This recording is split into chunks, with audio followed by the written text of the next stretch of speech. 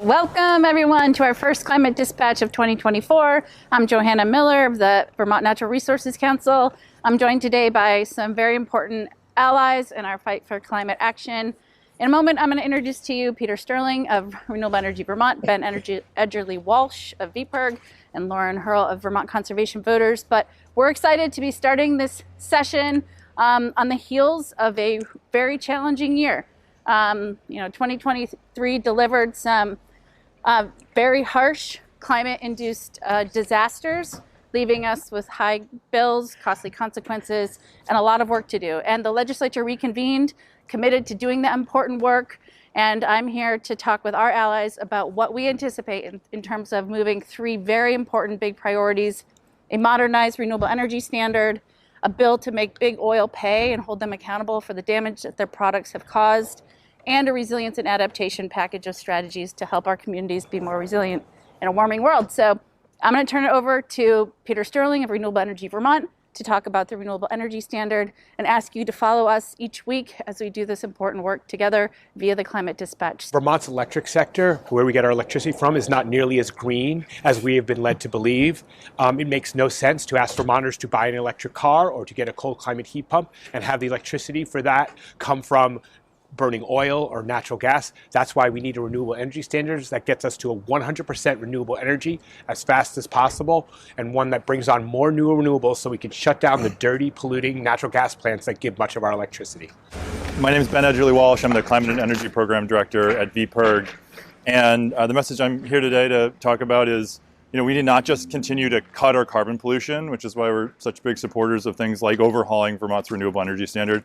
We also need to prepare for the effects of the climate crisis. And it's critical that the largest fossil fuel companies in the world, companies like ExxonMobil, Chevron, these companies actually have to pay their fair share for the effects of the climate crisis on Vermont. That's why we're so excited that we're going to see a Climate Change Superfund Act introduced this year, probably next week. This is a bill that would assess the cost of the climate crisis to Vermont, and then make sure that those largest fossil fuel companies actually pay their fair share for the climate resilience, adaptation, and disaster response that we're going to have to do in the coming years and decades. So check us out at makebigoilpay.org and look for that bill to be introduced next week.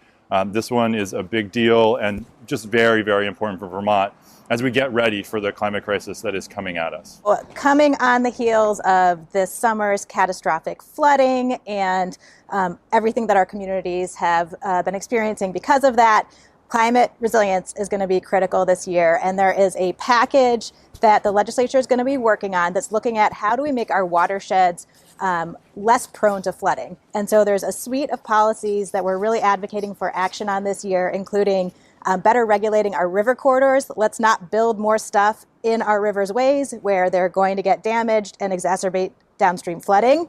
Let's better protect wetlands, which provide sinks for water on the landscape and help reduce flooding risk. And let's better deal with dams. So let's make sure that the dams that do help with flooding are inspected, safe, and maintained.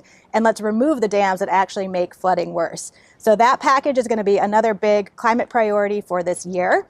Another issue I wanted to talk about, action that happened just this week, the Vermont House voted to override the governor's veto of the modernized bottle bill. And so this legislation, of course, ties into our environmental priorities, cutting plastic pollution, increasing recycling, all great things. Passed last year, governor vetoed it, House came right back, and on a strong 112 to 32 vote, voted to override the governor. And now that's going to be sent to the Senate. And our call to action, we always like to end these with a call to action, is to contact your senators and ask them to vote to override the gubernatorial veto and enact the modernized bottle bill. We'll be back with you next week. We'll keep these updates coming. Thank you so much for tuning in, and thanks for making those calls to your senators. Take care. Bye.